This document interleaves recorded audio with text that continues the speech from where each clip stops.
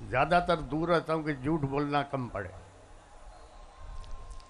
باقی جہاں تک الیکشن کا سوال ہے، جو جیتا ہے وہ خود پریشان ہے، سر پکڑ کے بیٹھا ہوا ہے، اور جو ہارا ہے یا ہروایا گیا ہے وہ سب ہم راستے پہ نکلے ہوئے ہیں. تو اب تو یہ جو فیصلہ جو ہمارے ملک کے کرتے ہیں، اب ان کو سوچنا پڑے گا کہ اب آپ کے پاس کوئی بھی قومی پارٹی یا کوئی بھی قومی لیڈر نیشنل لیول پہ نہیں رہا. تو اب کون بچا فیڈریشن سنبھالنے والا؟ سوائے فوج کے کون بچا ہے؟ اب فلسطین میں دیکھو کیا حشر ہے، غزہ میں دیکھو کیا حشر ہے، لوگ جوتے کھا رہے ہیں، مر رہے ہیں. اگر یہ ہماری فوج نہیں ہو تو ہمارا بھی یہی حشر ہوگا. تو ہم نہیں چاہتے کہ ہم خوار ہوں، خراب ہوں. یہ ہماری فوج ہے جس کی وجہ سے ہم عزت سے بھی بیٹھے ہوئے ہیں، سکون سے بیٹھے ہوئے ہیں. یہی فوج ہماری بارڈر سنبھال رہی ہے، یہی سرحدوں کو سنبھال رہی ہے، دہشت گردی سے مقابلہ کر رہی ہے. اسی وجہ سے ہم آرام سے گھوم رہے ہیں، پھر رہے ہیں. باقی جہاں تک سوال ہے الیکشن کا، اس پہ بھی میں ضرور تھوڑی روشنی ڈالنا چاہوں گا. اب انٹرا پارٹی الیکشن ہے. انٹرا پارٹی الیکشن جس طرح پی ٹی آئی نے کرایا، اسی طرح نون لیگ نے کرایا، اسی طرح پیپلز پارٹی نے کروایا، اسی طرح فنکشنل لیگ نے کرایا. اب اس پی ٹی آئی کے انٹرا پارٹی الیکشن کی وجہ سے یہ کیا کون سی ہے یہ نہیں یہ بھائی الیکشن کمیشن، اس نے زمین آسمان ایک کر دی. ابھی جو اتنی بڑی خرید و فروخت ہوئی ہے اس الیکشن میں، جنرل الیکشن میں، تو کہاں ہے یہ الیکشن کمیشن؟ کہاں سو رہی ہے؟ اس پہ بھی تو کچھ بولے. عمران خان کو سب چور کہتے ہیں، چلو ٹھیک ہے، چور ہے نا. کیا کیا ہے توشہ خانہ میں؟ کیا عمران خان سے پہلے جو لوگ آئے تھے پرائم منسٹر یا پریزیڈنٹ، ان لوگوں نے کچھ نہیں لیا توشہ خانہ سے؟ ان لوگوں نے گاڑیاں نہیں لی کیا توشہ خانہ سے؟ جبکہ قانوناً وہ گاڑیاں لے ہی نہیں سکتے. تو صرف عمران خان چور ہے؟ میری نظر میں عمران خان چور نہیں ہے. میری نظر میں ہاں بیوقوفی ہو گئی ہوگی، غلطی ہوتی ہے. غلطی کس سے نہیں ہوتی؟ غلطی تو انسان سے ہوتی ہے. اگر عمران خان سے غلطی نہیں ہوتی تو وہ فرشتہ ہوتا. تو میری نظر میں عمران خان چور نہیں ہے. اگر عمران خان چور ہے تو پھر ہم سب ہی چور ہیں. انشاءاللہ تعالی اب یہ ایک قدرتی نظام ہے. اگر سیلاب آ رہا ہے یا پانی آ رہا ہے، آپ اس کا رستہ روکو گے تو پھر دوسری جگہوں کو ڈبائے گا. اب جو یہ 2-2.5 کروڑ نوجوان نئے ووٹ آئے، وہ ایک سیلاب تھا نا. اب جب اس سیلاب کو روکا گیا تو اس کے نتیجے میں کیا ہوا؟ پاکستان کی تاریخ میں پہلی دفعہ آزاد امیدوار میجورٹی میں جیت گئے. سب کو ڈبا دیا انہوں نے. یہ تو پی ٹی آئی کے نوجوانوں نے، بچوں نے، لڑکیوں نے، عورتوں نے ایک کمال کر کے دکھا دیا.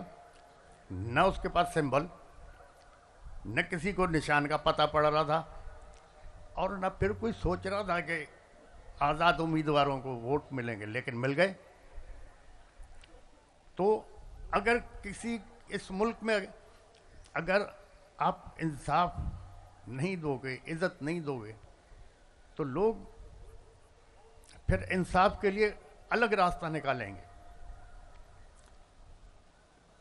کافی وقت پہلے اخبار پڑھ رہا تھا تو اس میں लिखा हुआ था कि जनाब 2 या 3 आदमियों को फांसी की सज़ा हो गई। 8-10 साल केस उनका चलता रहा। 8-10 साल के बाद सुप्रीम कोर्ट ने फैसला किया कि ये बेगुनाह हैं, इनको आज़ाद किया जाए। तो जेलर ने कहा जी आज़ाद कहाँ से करें, 6 महीने पहले फांसी हो चुकी है। अब हमारे पास इंसाफ तो ऐसे चलते हैं।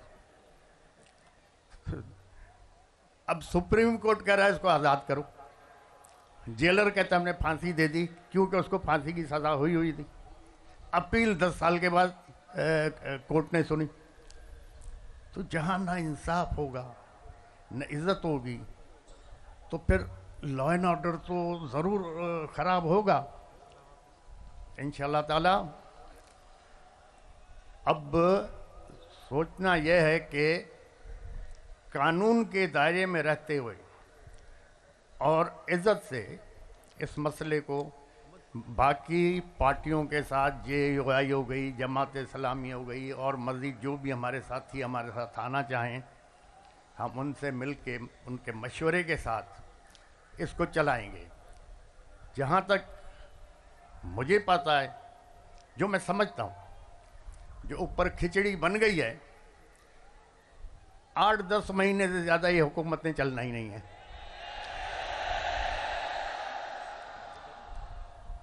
8-10 महीने से ज़्यादा नहीं चलना। अब पिछले जो 20 महीने हुकूमत थी उसमें जो महंगाई आसमान पे गई है, उससे क्या हुआ है? उससे हुआ ये है कि जो मिडिल क्लास थी वो ख़त्म होती जा रही है। अब इस इलेक्शन के बाद आप देखो महंगाई आसमान पे जाएगी। अब जब महंगाई जाएगी तो आपका मिडिल जाएगा, तबाह हो जाएगा।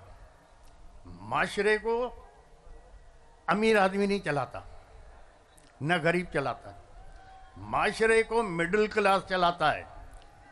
जब मिडिल क्लास ख़त्म हो गया तो आपका माशरा ख़त्म हो जाएगा। तो खुदा के लिए जो ये देख रहे हैं हालात किस तरफ हमारे जा रहे हैं, इनको सोचना चाहिए। और ये 8-10 महीने से ज़्यादा हुकूमत चलनी भी नहीं है। हो सकता है अब फ़ौज ने सबको आजमा लिया, अब आजमाने के लिए बचा क्या है? हो सकता है इमरजेंसी डिक्लेयर हो जाए या मार्शल लॉ लग जाए। यही जज उसको प्रोटेक्शन देंगे, यही जज जो इधर बैठे हुए हैं, यही जज लीगल कवर देंगे। तो हालात अच्छे नहीं हैं। दूसरा, मेरे दोस्तों ने कहा कि जी हम बाइकआउट करें इलेक्शन। मैंने कहा नहीं, आप बिल्कुल लड़ें। अगर नहीं लड़ते इलेक्शन तो हम कैसे इन लोगों को एक्सपोज करेंगे? अगर कुछ दोस्तों के कहने पे हम बाइकआउट करते तो ये लोग एक्सपोज ही नहीं होते। अब इतने बुरी तरह से एक्सपोज हो गए कि नेशनल और इंटरनेशनल लेवल पे ये बदनाम हो गए। इस इलेक्शन को कौन मानेगा? क्योंकि सारे इलेक्शन फ्रॉड पे थे, रिजल्ट पहले बिके हुए थे। तो इंशाल्लाह देखें, खुदा अच्छा करेगा। खुदा ताला आप लोगों को, इस मुल्क को, हमारी फौज को अपने हिफ्ज़ अमान में रखे और हर आफत, आजमाइश, तकलीफ, दुश्वारी से पनाह में रखे। हमारे जजों को, हमारी फौज को खुदा रहनुमाई फरमाए कि इस कौम के, इस अवाम के फ़ायदे के लिए सोचें और काम करें। आप लोगों की सबकी मेहरबानी। आप लोग दूर से आएँ। और दूसरा, ज़्यादा मैं तकरीर कर भी नहीं सकता, तकरीर मुझे आती नहीं। मेहरबानी। खुदा हाफ़िज़।